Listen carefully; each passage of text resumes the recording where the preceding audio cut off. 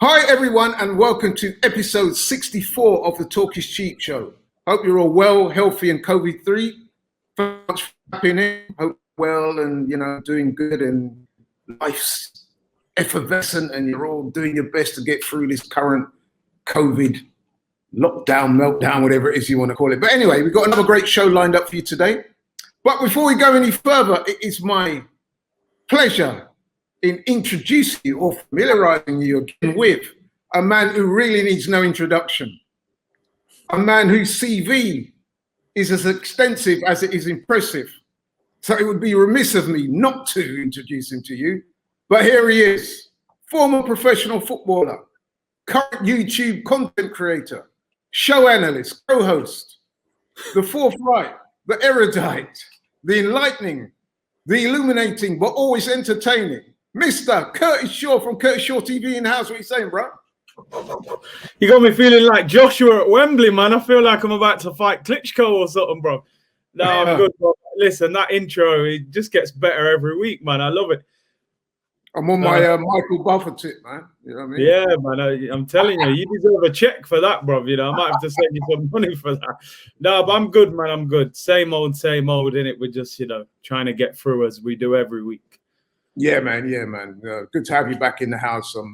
Looking forward to hear what you got to say about the matters we're going to discuss today. But without any further ado, man, let's get popping. So, first feature on the show this week is to look back at our previous game. So we all know by now we had a decent weekend as far as that's concerned.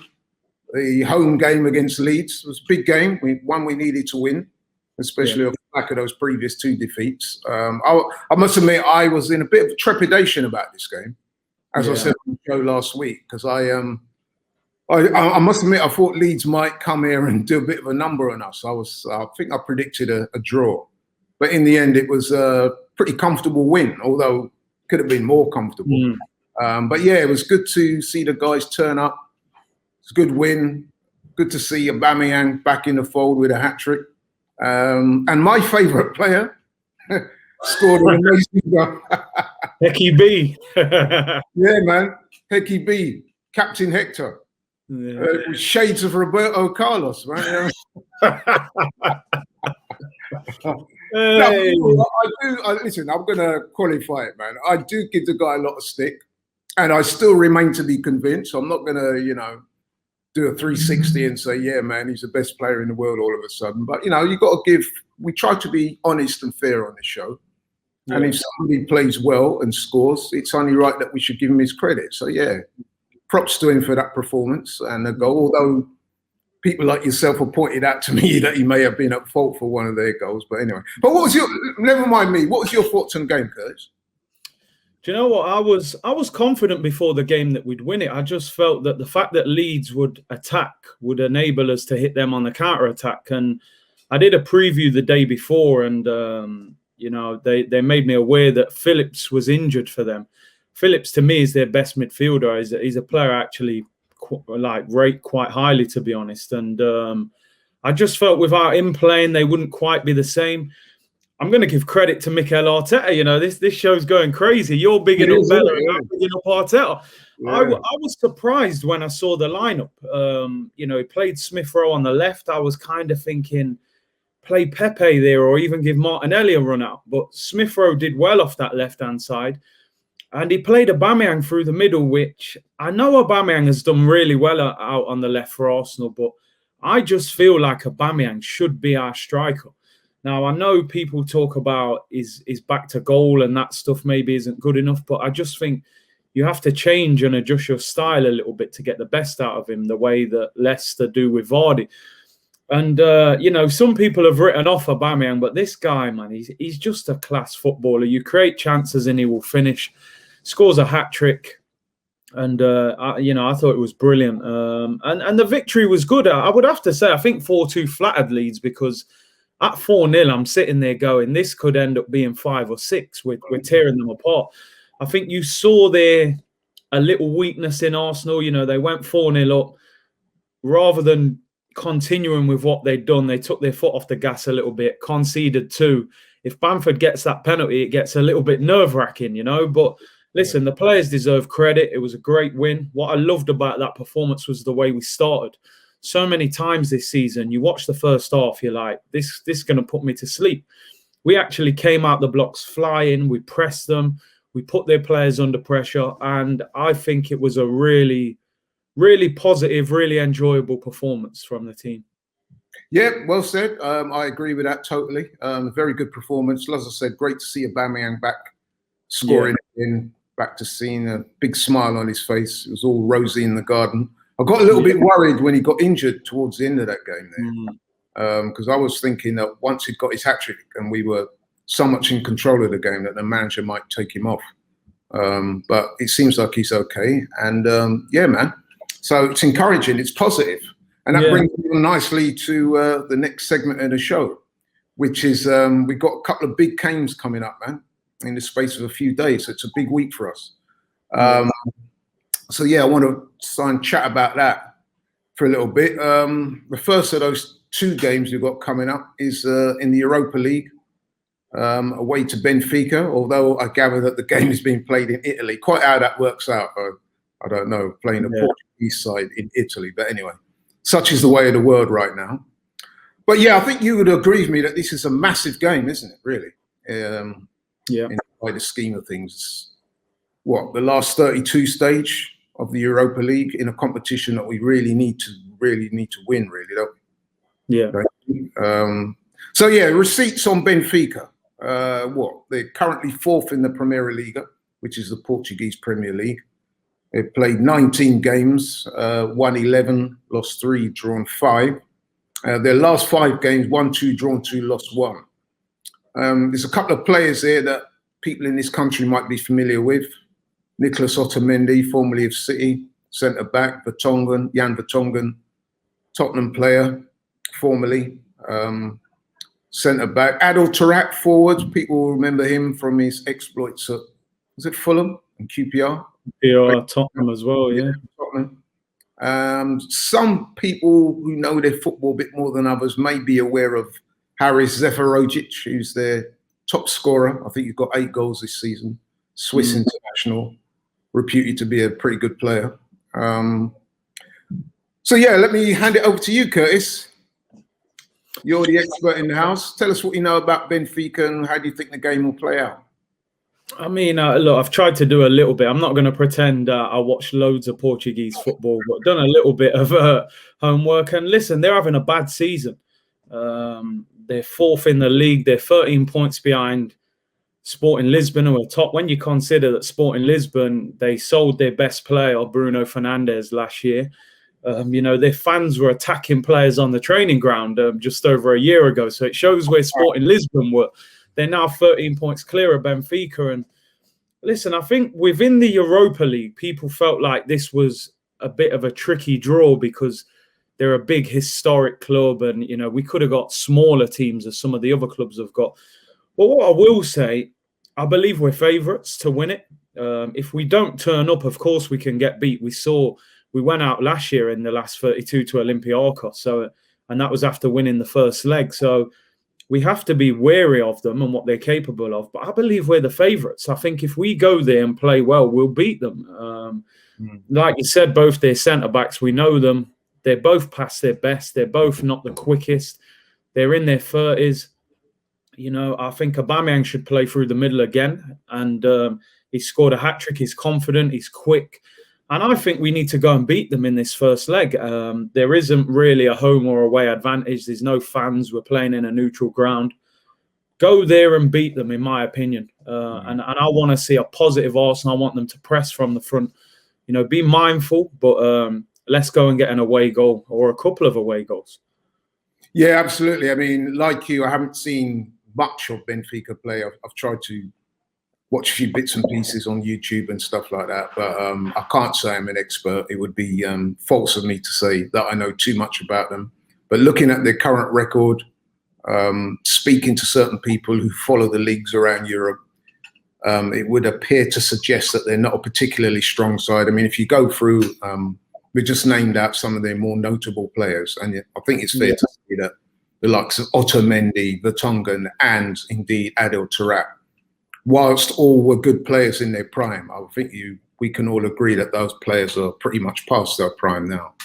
I don't think they're ripping up any trees. Although it has to be said that, you know, if you're a Benfica player, and I'm not trying to minimise Benfica or the Portuguese league or anything like that, and you're playing a tie against Arsenal in the last 32 of this competition, I would imagine that's going to motivate them quite highly. So it might be wrong to focus too much on their league form, because like when you play sides in domestic cups and you're playing a side from another league or lower down in the table, sometimes you can get a bit complacent thinking just on their current form and the league they're operating in at the moment. When they turn up and play you, they're going to have an extra layer of motivation. Yeah, of course. So that might work in their favour. And the fact that, of course, that they're at home, although I say that loosely because they're playing in another country. But I would still expect Arsenal to go through, man. Yeah, definitely, I think it's fair to say that from 1 to 11, we've got better players than them. Yeah. We should be just as motivated as them, really, shouldn't we? Yeah. Because it's not like we've got a whole load of things to play for. We need this competition. It's been a long, long time since we did anything of note in Europe. Okay, we got to the final a few years back, and we all know how that played out. And prior to that, we got to the Champions League final back in 2006, it was, and we were beaten there. So it's been a long, long time since we won anything in Europe. So, you know, we need to try and do well in this competition. And with respect to Benfica, we could have got more difficult opponents. So, and, you know, I wouldn't say we've hit a run of form, but we were on an unbeaten run, I think, of 7 games, and then we lost 2 in quick succession. We're now back to winning ways. As you said, you articulated, Aubameyang looks back on song.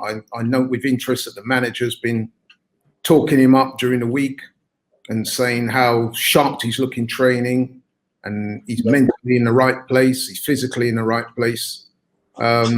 So yeah, I'm expecting to win. I was a little bit surprised. I'm pretty sure you were, that Pepe didn't play at the weekend. Some people said he was rested for this game. I'm not so sure if I wholly agree with that. But what was your thoughts on Pepe not playing at the weekend? And other people. No, I'll be honest. I know it worked out in the end. But before the game, I thought he should have played, because ultimately we've been waiting all season for him to hit a run of form. He's hit one, and I know as a player, when you're playing well, the last thing you want is to get, you know, rested or benched, whatever you want to call it. Smith Rowe was actually the player that I felt had looked the most tired in that attack over the last few games, which is why I was surprised he played on the left. As I said, it did work out in the end. Smith Rowe played well. We won the game, so it's fine. What will be interesting is if Pepe plays this next game, because if he doesn't, then all of a sudden you're saying, well, actually, he was dropped. He wasn't rested. So it'll be interesting. It looked to me like he was dropped. I saw some people running with the narrative that he was rested. I saw him in the stands. He didn't look that tired to me. He looked pretty pissed off that he weren't playing. It's the body language I was speaking. Although sometimes, to be fair, it's kind of difficult to pick up Pepe's body language. Yeah. His disposition sometimes doesn't give away much, does he? No. You know what I mean? So it's difficult to read him. But listen, I'm pretty sure that he would have been, like you said, looking for some more game time, you know what I mean? So, I mean, he didn't even get on the weekend. So, yeah, I was a little bit befuddled by that one. But like you said, it worked out for us in the end. He wasn't needed. But, yeah, we need him in this game to put on a good performance, don't you think? Listen, he's one of the players in our team who's got magic. He can pull things out of the hat, and I really hope he plays this game. Mikel Arteta's got a selection headache, which is a positive thing, because that's what you want. You know, you want players. One thing that I will say now, we're starting to see players in our attack hit little bits of form. Lacazette was scoring a few until the Villa game. Aubameyang's got his hat-trick. Saka's been player of the season, I would say. Smith Rowe's playing well. Odegaard, I thought, looked decent when he played. What is Saka or Shaka, did you say? Mate, you don't have to ask me that twice. If I said Granit Xhaka was player of the season, you might as well just end the show now. I was going to say, was that a Freudian slip? Did I hear you wrong? No. Granit Xhaka will never be a player of the season at Arsenal, I'm sure. No, Bukayo Saka, player of the season. Xhaka, he has been performing a lot better recently. Maybe it's having Thomas Partey alongside him. He has looked a better player. But yeah, sorry, my man. Sorry to interrupt your flow. No, and even Pepe has been, he's probably over the last 6 weeks had his best run of form this season. So the attacking players are starting to play well, which it inspires me a little bit more, because before we were talking about the defense, but no one in the attack was performing apart from Saka. Now we've got 4 or 5 players playing well, and you've got to fit them into a front four now. So the team selection against Benfica is going to be massive to see what team he actually picks. Yeah, and we've got the Spanish Roberto Carlos recently added to the team. Hecky B. But yeah, listen, man. I was a little disappointed not to see Pepe, but if he was rested, let's hope that he turns up and puts in a very good performance. It's interesting as well regarding Pepe, because I note with interest that looking through Benfica's recent results, one of whom was a draw against Vitória. I remember Vitória. We played them in the Europa League a couple of seasons ago. And if you remember, that was one of Pepe's finest moments. I think he got a couple of free kicks in that game, and we won the game in the end. Yeah. So, interesting. Yeah. So, okay, my man. So, prediction time. Give us your prediction on the game against Benfica. I think you're going to say we're going to win. What type of score are we talking? I'm going to go for 2-0. Right. And I don't often put us down for a clean sheet, but I can see us beating them. I think we're confident. We've got goals in us. I think we're playing in Rome. That's Rome. Olympico as well. Yeah, I remember Henry. I'm sure Henry scored a hat-trick there a few years ago in the Champions League. But yeah, I think we'll beat them. It's a big pitch. We've got a lot of pace. They're not the quickest at the back. And I think, listen, I'm not underestimating them by any means, but I think we'll beat them 2-0. I'm going to go for a 2-0 win. Yeah, I'm with you on that. I mean, listen, for us, well, certainly for me, like I said, I'm not familiar with Portuguese football as on a weekend to weekend basis. So I don't know quite how good or bad or indifferent Benfica are. But like I said earlier, looking at their team and our team, I'm thinking that, and the fact that we had a good win at the weekend, confidence should be up. Aubameyang's back scoring. We've got guys like Smith Rowe. Odegaard looked bright. We've got Saka in a rich vein of form. I'm expecting nothing less than a win. I hope that doesn't come across as too overconfident or complacent. But yeah, I'm with you, man. 2-0. Yeah. I concede, but I think we'll win by 2 clear goals. So even if we concede a goal, if we do concede a goal, I fancy us to win 3-1. But a 2 clear goal margin for Arsenal.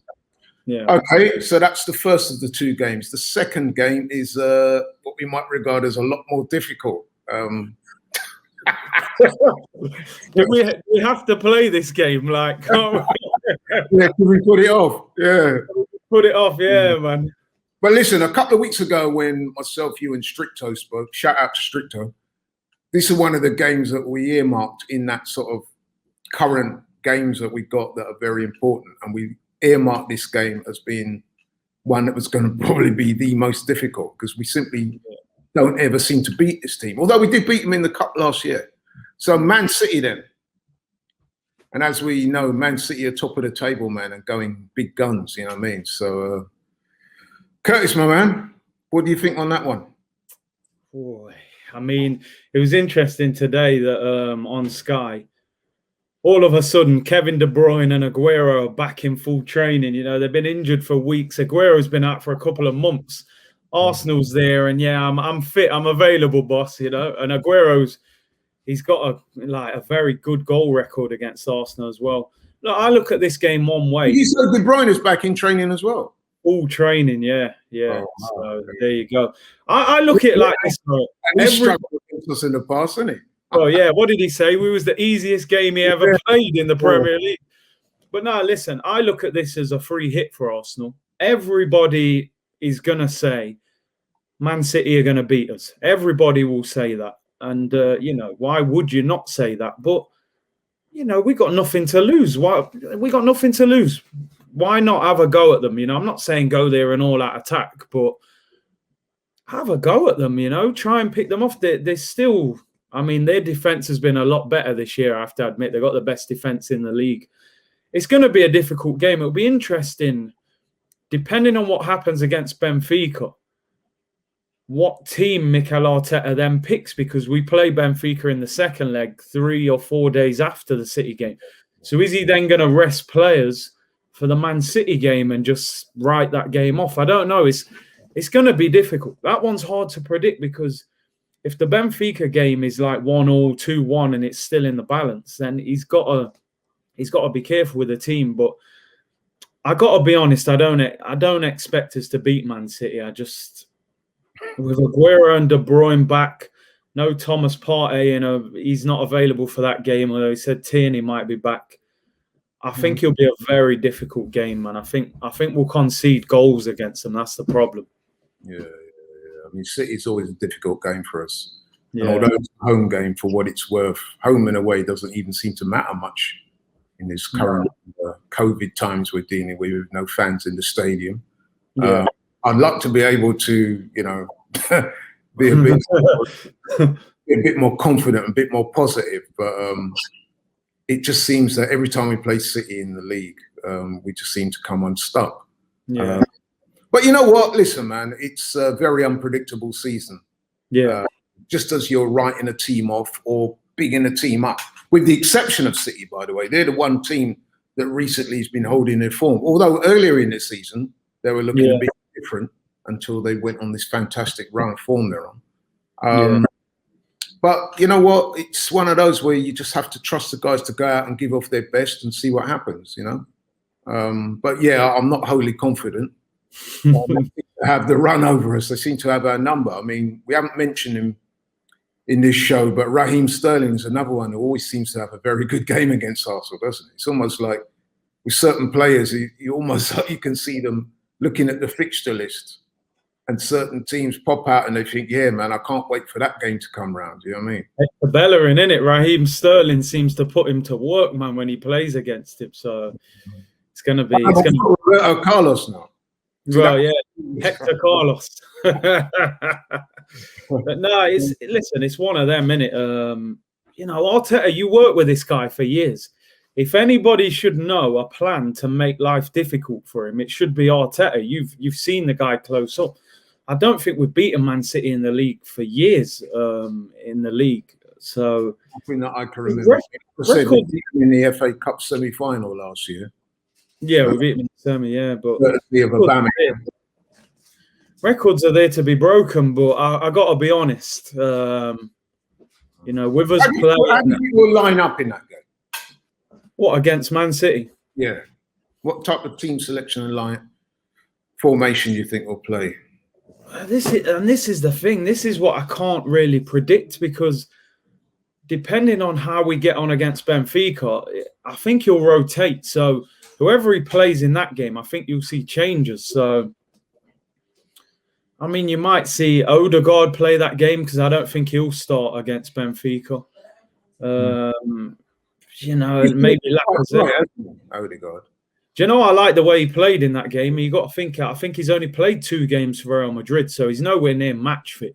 I think once we see him fully fit, you'll see the best of him. And he sounded like in his interview after the game that he was kind of talking up the possibility of signing for us. So maybe Mikel Arteta has already said to him, listen, if you do well, we're going to sign you on a permanent. So I want to see something from him. But that's a caution against too much optimism. Yeah, of course. Remember the debut of a certain Danny Ceballos against Burnley. We were both at the game, me and you, and we came out after the game. That was when fans obviously were in the stadiums. We came out after and all the went round to where Robbie was filming, and all the talk was, we think we've discovered the new Santi. And so it hasn't quite turned out that way. But anyway, Odegaard looks bright. Yeah. And, he gives us a good sort of attacking look, really, doesn't he? Yeah.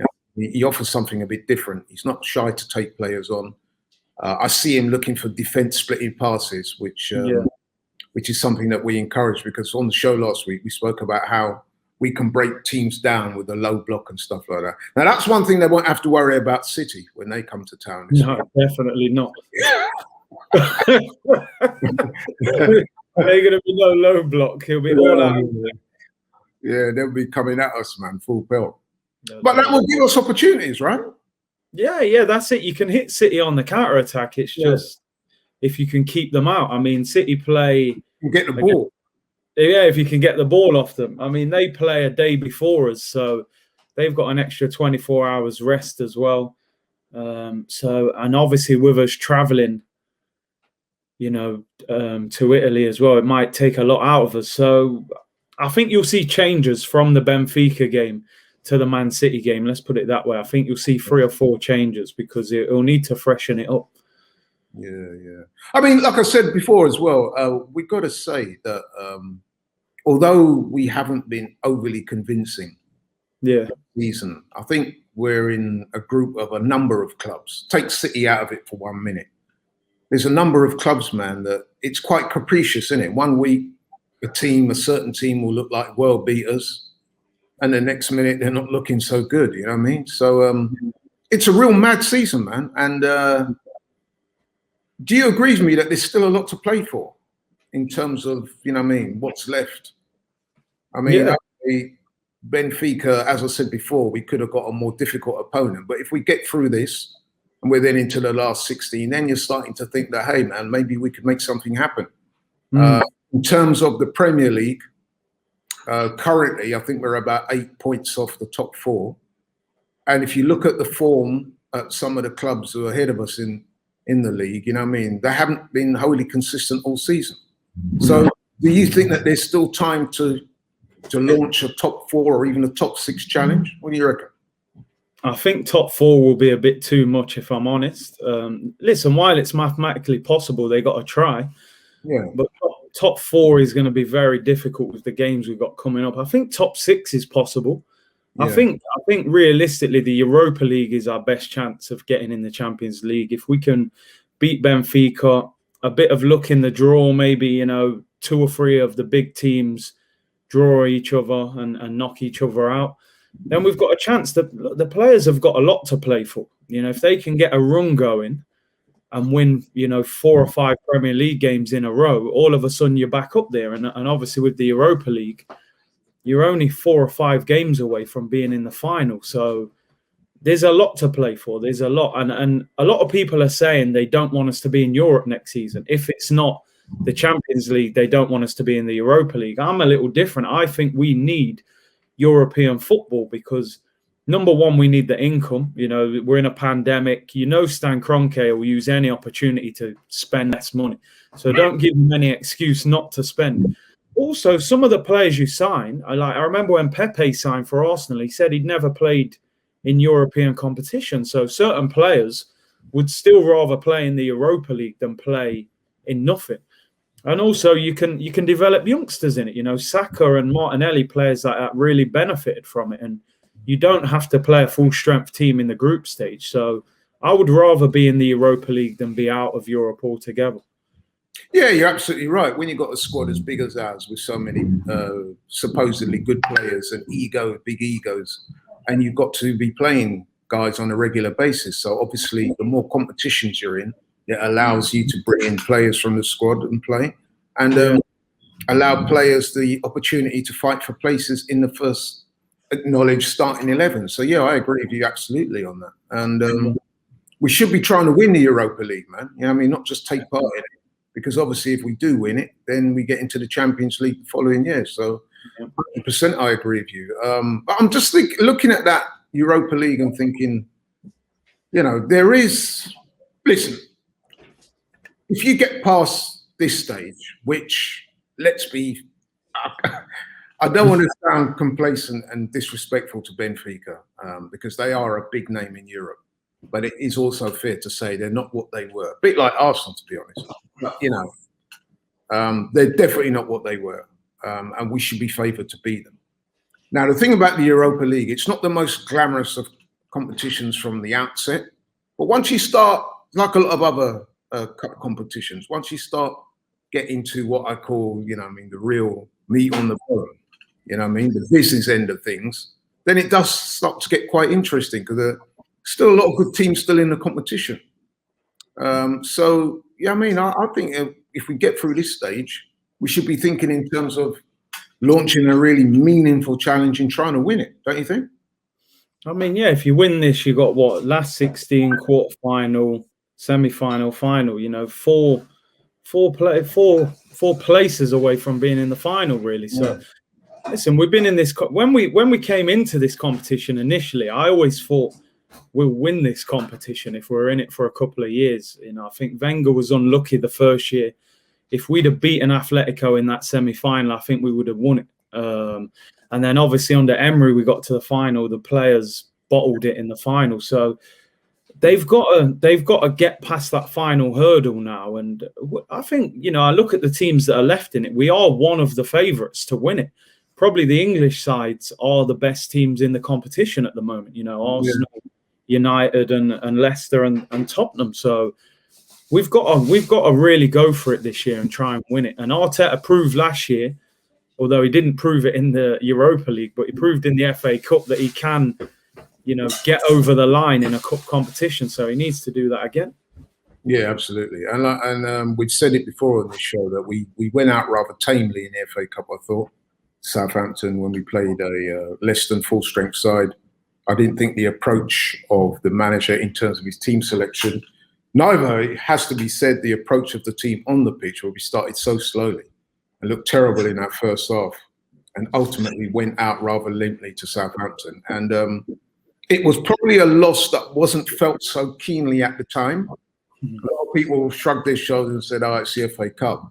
But the funny thing is, a couple of weeks later, now we're getting to the business end of that competition. A lot of people are saying, in hindsight, we should have done better in the FA Cup, which is something that me and you were saying at the time it happened. So I hope we don't, make the same mistakes in this competition. We really need to take it seriously. We need to go out there on the front foot, play with our chests, go out there and get the win, and continue that in the following week and get through this stage. So I think we'll win it. I think we'll beat Benfica, but obviously what happens from there is only time will tell. We need a bit of luck of the draw as well. Yeah.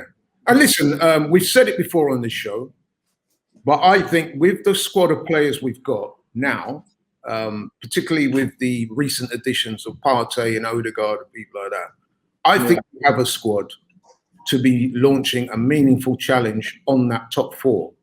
And if we don't quite get there, we get in the top six and stuff, I guess I would accept that, given that we finished 8th last year. But where we are now, 10th and 11th and knocking around, mid-table or just below mid-table, I don't think that's satisfactory. And I also think, and I'd be interested to know what you think as well on this, is that given the vagaries of the season with no fans in the grounds and home and away perhaps not meaning as much as it did in previous seasons, the whole COVID thing with the squads have been affected by it to differing degrees, of course.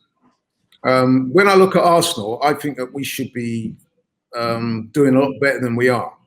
And I think that it's now for the manager and the players to get together and make a concerted effort to push for, if not winning I'm saying winning the Europa League, man. I wouldn't really be satisfied with much less.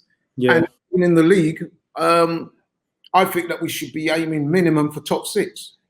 Whether it is anyone's guess, but I guess what I'm trying to say is, man, is the way the season's gone and the way the teams are underperforming and the vagaries of the league, I think that it's not beyond question that we could get in the top 6 or the top 4. As I said, I think top 4. You seem a little less enthused about that than me, but that's what I think, man. I think we've left ourselves a bit too much work to get in the top 4. I think. Okay. What's so disappointing to me is that people are saying how crazy the season is. I actually think this season was a great opportunity for Arsenal to take advantage of it. Because when you look at Liverpool's injury problems this year are unbelievable what they're dealing with. You look at Chelsea, they've sacked their manager. That's two of the big clubs who are struggling. Mourinho's having a wobble now as well. So, you know, you look at West Ham. The other night when West Ham won, I sent you that picture of their starting lineup. I said, this team's challenging for the top four. Their team's nowhere near as good as ours. So it's a great opportunity that if you had a bit of consistency, we should be in the top four race now. We should easily be 8, 9, 10 points better off than what we are. But we threw a lot of games away ourselves and beat ourselves at times, you know, getting sent off and making mistakes. So I think we can have a little go at top 6. But to me, it's the Europa League. I think that's the competition we've got to win this season if we're going to achieve anything. Yeah. You know? Okay, well, man, thanks very much for that. You've been honest and forthright as always, and I appreciate that. We try to keep it real on this show, keep it 100, as we say. We're now coming towards the end of the show, so thanks very much for that. Like I said before, and I'll say it once more before we come off, is that I think that given the vagaries of the season and given what's gone on with other teams, I think there's still time left for us to launch a meaningful challenge on that top 4. If not top 4, then top 6 places. And yes, there are some very good teams still left in the Europa League. I'm expecting us to mount a meaningful challenge for that as well. And we'll see how that turns out. But listen, bro, thank you very much. We're coming to the end of the show now. Do you want to tell people where they can find you? Check out the channel, Curtis Shaw TV, daily uploads, and just, watch-alongs. You know where I'm at, man. Thank you very much. And thanks also to all of you out there watching. Really appreciate your support. Keep sending us your comments and keep messaging us, keep following us on Twitter and all the rest of it. Like, share, subscribe. Keep yourselves healthy, safe, and COVID-free. And we look forward to seeing you again next week. We're out.